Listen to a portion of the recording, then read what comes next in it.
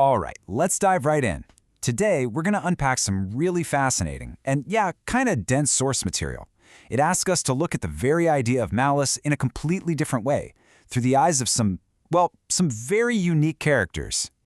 So the whole thing really kicks off with this one single provocative question. What if we've been looking at it all wrong? What if malice isn't some mistake, some glitch in the system? What if it's supposed to be there, a fundamental part of the design? And where do we start with a question that big? Well, the source material starts small, really small, with this character, the little evil bat. And its role isn't some grand, epic evil. No, it's intimate. It's just a quiet little whisper, aimed at people who are, already ready to listen. Okay, so here's our roadmap for today. We're going to start with that personal, quiet whisper of evil. Then we'll see how that idea scales up, how it becomes the brutal power of a collective. And finally, we'll dig into the philosophical void that seems to justify the whole shebang. Right, so let's zoom all the way in. We're starting at the micro level. This isn't about huge armies or big declarations of war.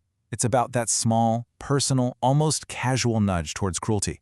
And this is where it gets really interesting, right off the bat. This little creature of malice is totally self-aware. It basically admits, you know what, I'm kind of redundant. It says that its whisper only really works on people who are never going to flinch in the first place, people who are already open for business, so to speak.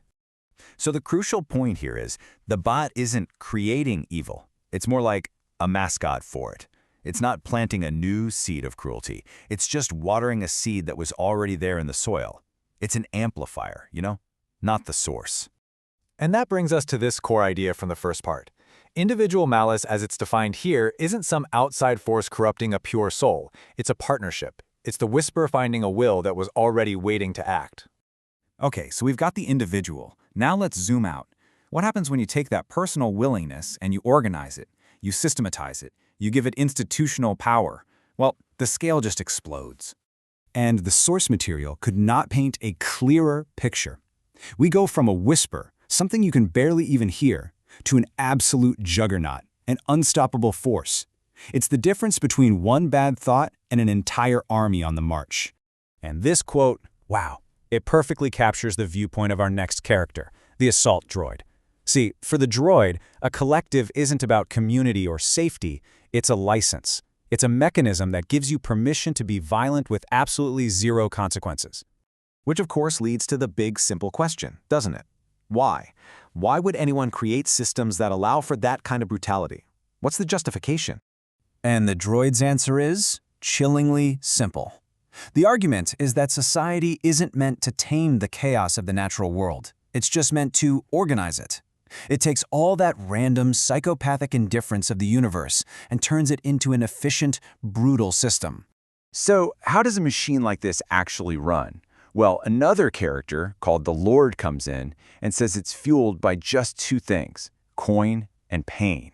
And he lays out this three-part structure. First, there's the sword. That's the actual real violence, the inflicting of pain, but it's kept hidden. That's concealed by the shield, the public-facing language, the PR, the talk of care and propriety. And the whole thing is powered by the currency, a system that actually rewards this process and turns cruelty into a transaction. So now we peel back that final layer. We've seen the personal whisper, we've seen the collective juggernaut, but what's the philosophical bedrock they're all built on? Turns out, it's a foundation of just pure despair.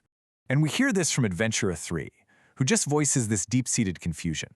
It's this feeling that existence just doesn't add up.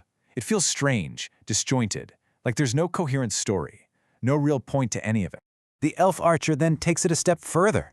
They basically say, okay, if existence itself is incoherent, then doesn't it follow that any optimism, any attempt to find a positive meaning is just a delusion? It's us lying to ourselves. The bleakness of the philosophy, they say, just fits the bleakness of reality.